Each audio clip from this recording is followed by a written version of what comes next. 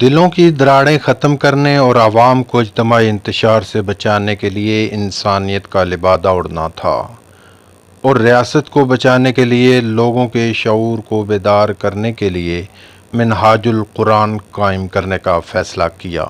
یوں تحریک منہاج القرآن کا باضابطہ قیام 17 اکتوبر 1980 کو عمل میں آیا اور تحریک کے مرکزی سیکریٹریٹ کا سنگ بنیاد اس کے روحانی سرپرست حضور قدوۃ الاولیاء سیدنا طاہر علاء الدین القادری الگیلانی البغدادی نے اپنے دست مبارک سے رکھا۔ درندے سمجھ گئے کہ ان کی حکمرانی کے دن پورے ہونے والے ہیں۔ عوام کے خون کو جونکوں کی طرح چوسنے والے اپنے سائے سے بھی ڈرنے لگے۔ عوام کو جہالت کی قبروں میں دفن کرنے والے اپنی قبریں کھودنے لگے۔ لوگوں کی خواہشوں پر پہرے بٹھانے والے اپنے ارد گرد ہتھ کڑیوں کی جھنکار سننے لگے۔ مربوں کے مالک ظالم جاگیردار اپنے مزاروں کے چہروں پر پیدا ہونے والی سرخی سے ڈرنے لگے۔ حکمران پہاڑوں پر منہاج القرآن ماڈل اسکول کے بچوں کو پڑھتا دیکھ کر اپنے بال نوچنے لگے۔ مکروہ چہروں والے جان گئے لاہور سے اٹھنے والی آندھی جلد ان کے قلعوں تک پہنچ جائے گی۔ سمجھنے والے سمجھ گئے چند افراد کا یہ قافلہ جلد ہی کارواں کا روپ دھار لے گا۔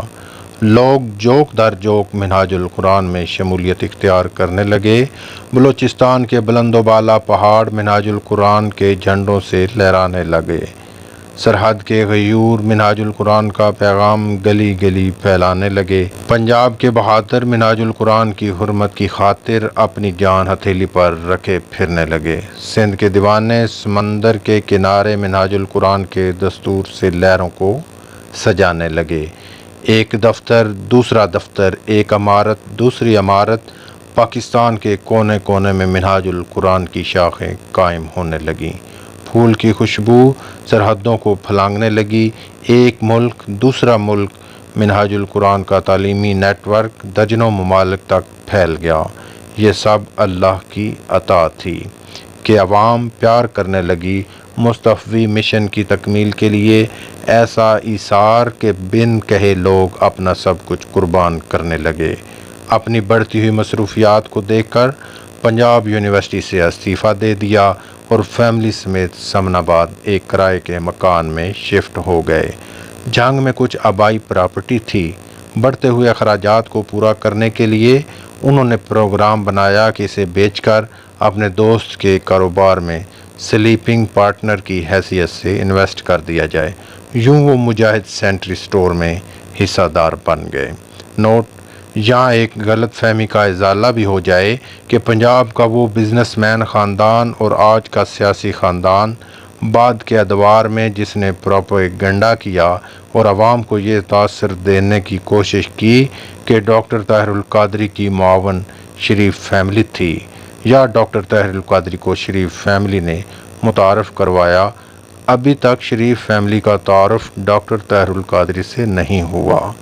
ڈاکٹر طاہر القادری نے اپنی محنت، لگن، حوصلے، ہمت اور رب کی رضا سے یہاں تک کا سفر طے کر لیا تھا کہ بغیر کسی سہارے حکومتی ایوانوں میں بھی طاہر کے نام کی گونج شریف فیملی سے متعارف ہونے سے بہت پہلے ہی پنجاب یونیورسٹی ہی کے زمانے میں پھیل چکی تھی۔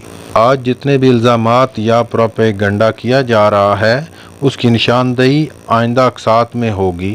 طاہر القادری ملک کے طول و عرض میں اور ملک سے باہر بھی اپنی علمی فکری صلاحیتوں کی بنیاد پر اپنی پہچان خود ہی کروا چکے تھے۔ شریف فیملی سے تعارف کب شروع ہوتا ہے؟ رحمانیہ مسجد میں لیکچرز کا سلسلہ تو پنجاب یونیورسٹی کے دور سے ہی شروع ہو چکا تھا۔ ایک دن وہ رحمانیہ مسجد میں لیکچر سے فارغ ہوئے ہی تھے کہ ایک ڈھلتی عمر کے بزرگ اپنی جگہ سے اٹھ کر ان کے پاس آئے۔ لمبا قد، چھوٹی سی سفید داڑھی، آنکھوں میں عقیدت بھرے جذبات۔ السلام علیکم۔ وعلیکم السلام جی، بڑا لطف آیا آپ کو سننے میں، شکریہ۔ میرا نام محمد شریف ہے، میں یہاں پاس ہی ماڈل ٹاؤن میں رہتا ہوں۔ جی، انہوں نے سر ہلاتے ہوئے کہا۔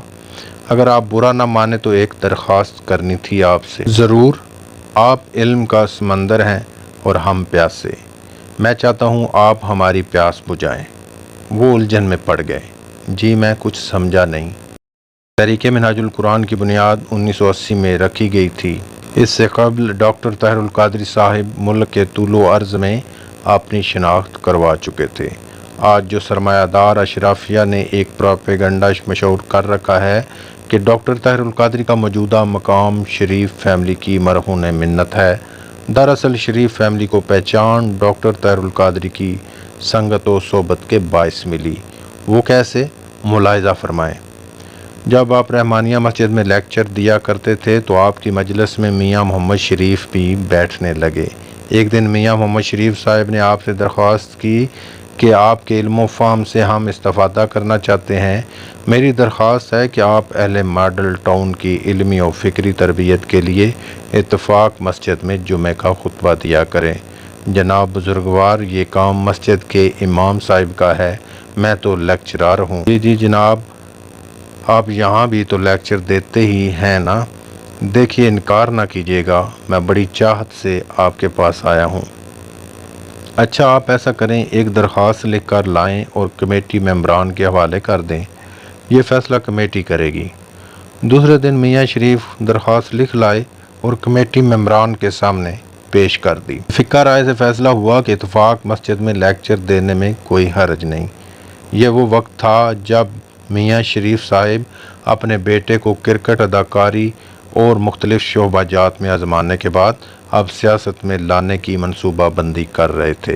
میاں شریف صاحب کا بیٹا میاں نواز شریف کرکٹ اور اداکاری دونوں میدانوں میں ناکام ہو چکا تھا، اس لیے اتفاق مسجد میں جانے سے قبل ایک شرط طے ہوئی کہ جب تک میں لیکچر ڈلیور کرتا ہوں میں آپ سے ایک پائی بھی وصول نہیں کروں گا اور بدلے میں آپ بھی مجھ سے کسی قسم کی سپورٹ اور معاونت نہیں مانگیں گے۔ یوں باقاعدگی سے اتفاق مسجد میں جمعہ کا خطبہ شروع ہو گیا۔ آپ جب بھی جمعہ کا خطبہ دینے جاتے